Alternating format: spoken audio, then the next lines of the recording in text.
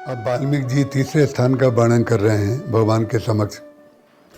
वे कहते हैं, जस तुम्हार मानस विमल, हंसिनी जीहा जासु, मुक्ता हल गुण गन चुनई, राम बसौ हिय तासु। जिसकी जिह्वा रूपी हंसिनी, गोस्वामी तुलसीदास जी का शब्द विन्यास बड़ा अद्वितीय है।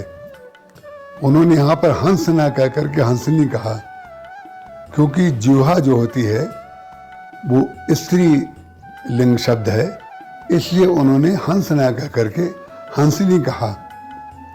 हंस जो होता है वो दूध और पानी को अगर मिला दिया जाए तो दूध और पानी को अलग कर देता है। दूध और पानी को अलग कर देना ये तो ज्ञान है कि दूध को अलग कर दिया और पानी को उसने अलग कर दिया, लेकिन दूध और पानी को अलग करने के बाद हंस दूध पी लेता है और पानी छोड़ देता है, ये उसकी निष्ठा है, ये उसकी भक्ति है।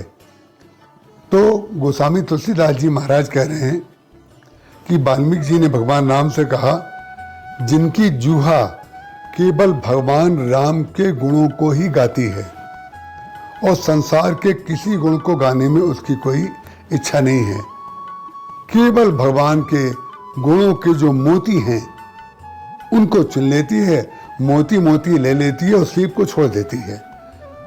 तो जो भक्त ऐसे हैं जो अपनी वाणी के द्वारा राम नाम जप करते रहते हैं, रामायण का पाठ करते रहते हैं, दूसरों के गुणों की चर्चा करते हैं और अपने गुणों से, अपने अवगुणों से बचते हैं, जिन लोगों की जिह्वा बोलने में केवल भगवान के गुणों का उपयोग करती है, उनके हृदय में भगवान बसते हैं। ऐसा वाल्मीकि जी महाराज भगवान राम से कह रहे हैं, जस तुम्हारे मानस विमल। भगवान श्री राम का जो चरित्र सरोवर है उसमें अनेक पक्षी आते हैं, लेकिन अनेक पक्षी आते हैं वो कहीं जल पी करके चले जाते हैं, कुछ खा के चले जाते हैं, लेकिन हंसिनी जो है वो केवल सत पदार्थ को लेती है और असत को छोड़ देती है। संसार में बोलना पड़ेगा, व्यवहार करना पड़ेगा, वो व्यवहार कर रहे हैं, दोनों को अलग कर दें।